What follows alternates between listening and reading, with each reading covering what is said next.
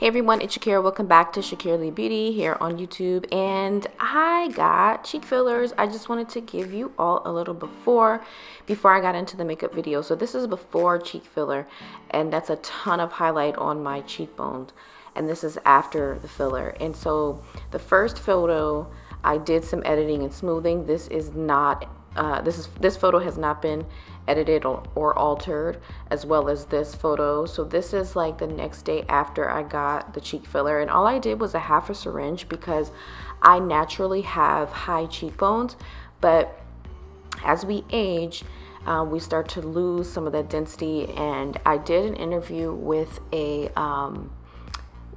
professional in this field of fillers, and he told me, his name is Dr. Battle, and he told me that around, you know, your late 20s to early 30s, this photo has been filtered as well. You're gonna want to start getting fillers to replace what you're gonna lose naturally. So this is also a makeup tutorial, so I am going to be telling you about both my filler experience in the cheek as well as, you know, talking you through the makeup. So I prepped my face with my products.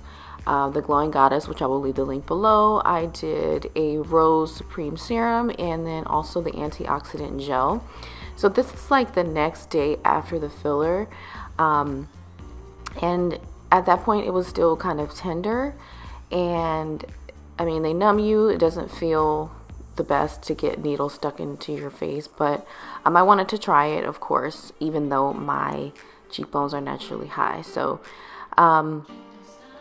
one side was a little more swollen than the other, and I was a little concerned about that, but at this point both sides are evened out, and I'm definitely going to go back and get that other half a syringe because I did not have to do any cheek contouring. You know how you put the brown powder just below your cheekbone to create a shadow and create a highlight or a peak with your cheekbone? I did not have to do that at all when I had the filler. So half a syringe just was like a little pop, and that's kind of all that I needed just to see what I needed after the swelling went down. So here I'm showing you how I do my eyebrows, and I'm letting them grow in so that I can do my brows a little thicker. I don't know, I was looking at pictures of me, and my eyebrows were like skinny and rounded. So I plan to do the ombre brows within the next couple of months or so, so that I don't have to do this anymore because I am annoyed by it. So anyway, I always start at the tail end of the brow. You never want to go in and be real harsh towards the front of your brow because it's not cute. I feel like thick brows that are not naturally thick but drawn on really weigh the eye down. So you want to start with the tail end and then work your way towards the front of the brow, and then you're going to want to create some shading at the front of the brow. This allows your eyebrow to look a little more natural. So if you are heavy on the hand, you could be heavy on the hand at the tail end of your brow, but not toward the front, because it's going to weigh your eye down.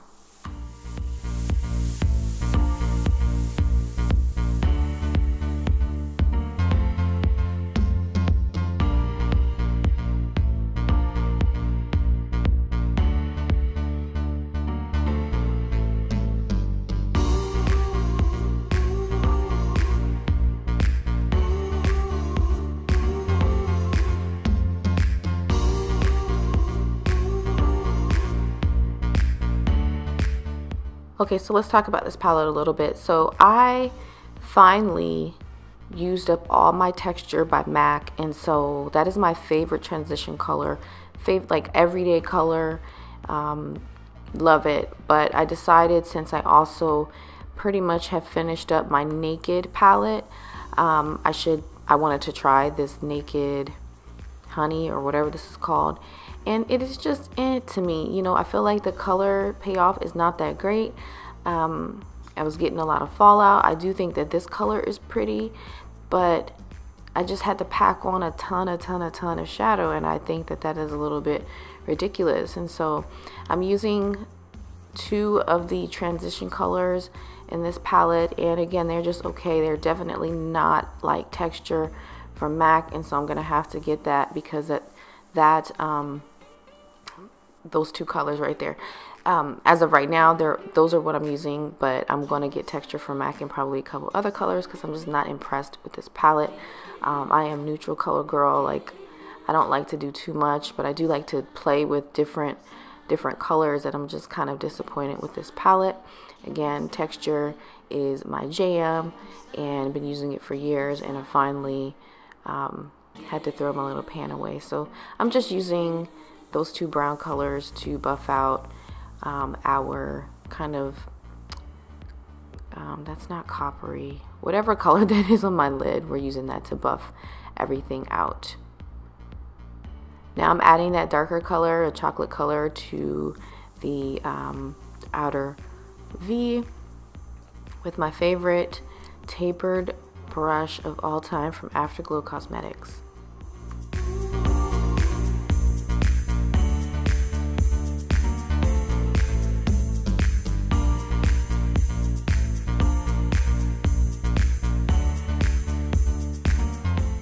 This is my favorite, like, little tiny blending brush because it's gold and it's super cute, and just blending. And now we're going to take this color underneath the eye so that we can pull everything together. I also will use this little tiny blending brush to pull this color together, to pull the look together as well underneath the eye. It helps me get to the smaller spaces.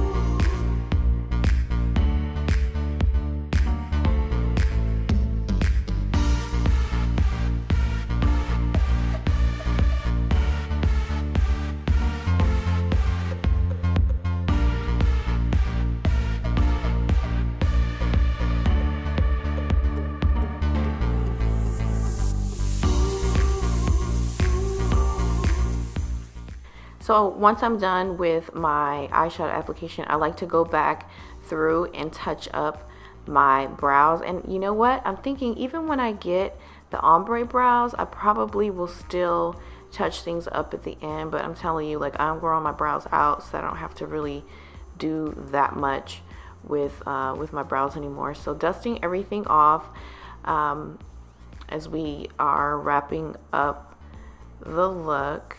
I'm adding a mineralized skin finish as my highlight. I'm just piling it on. This has been my favorite way, and as you can see, like, that really brings out the cheekbone. And as you can see there, it also is bringing out the fact that one side was a little more swollen than the other. So I actually messaged my injector with pictures, and I was like, I love it, but why does one side look more you know, higher than the other? And she said that it was just the swelling, and so she was right. So all I'm doing here with the taper blending brush is blending things out so that it's more of a V in terms of the direction of the color. So now just adding some cheek color with one of my favorite, well, the favorite blush brush that I have. Just taking that over the apples of the cheeks and dusting on our highlight. And because I've been lazy lately, like, I'm not doing any lashes, but for a look like this I really should have, but I just didn't feel like it because I was being lazy. So I'm taking that mascara and I'm kind of flicking it out toward the outer edge of my eye to make it look like I have on lashes. And I put on 1,000 layers of mascara every single day, no matter what is going on in my life. I'm finishing off with just a gloss. This is a NYX, I think, from Target gloss.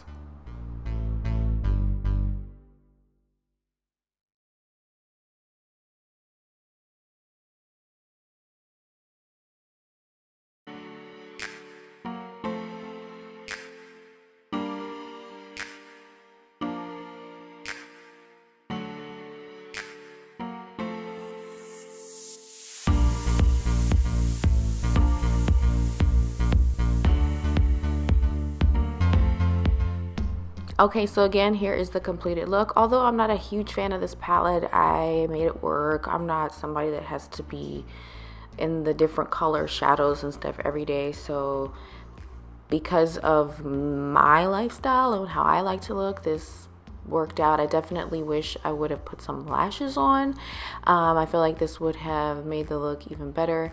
And so as for the cheek fillers, I love them. Let me know what you think. This is my face 4 weeks after the filler, so the swelling definitely went down and I feel like things have evened out. Let me know in the comments below what you think. Thank you so much for watching, and I'll see you in the next video. Bye.